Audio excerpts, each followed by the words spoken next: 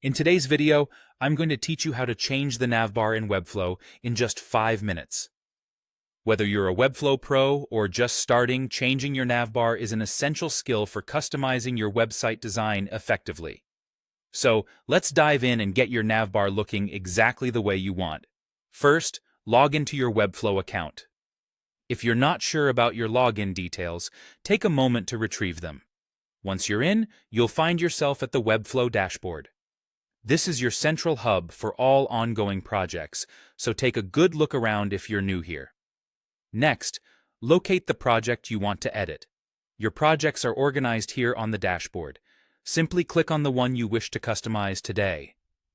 Once you've opened your project, it's time to focus on the navbar itself. Now, within your project, identify the nav link element inside the navbar. Clicking on it will present you with several options in the Settings panel. Here you can change the link's text, URL, and even the target window that the link should open. If you need to rename any menu items, simply double-click on the name and enter the new text.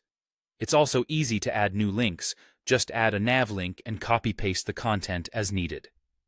With the links sorted, let's move on to the overall style of your navbar. Select the navbar element or any of its components, such as the nav links.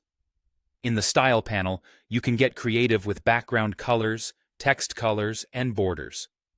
If you're using SVG logos, remember to use the Current Color Fill option. This will automatically match the logo color to the parent element's color, making your design look seamless and unified. Now, turn your attention to the typography of your navbar. Select the nav link or any text element and use the Style panel to modify the font family, size, weight, and more. This is crucial for matching your site's overall aesthetic and ensuring readability. Positioning and layout are also important. You can use the Style panel again to apply flexbox or grid layouts within your navbar, providing you with flexibility in arranging elements. Adjust spacing, margins, and padding to ensure everything fits perfectly and looks well proportioned. You might also want to decide whether your navbar should be fixed or static in position, and how it should relate to the viewpoint size. By following these steps, you are well on your way to customizing your Webflow website with a unique and functional navbar. Remember, the goal of these edits is not just to look good, but also to maintain usability and clarity for your website visitors. Enjoy the creative process and happy designing.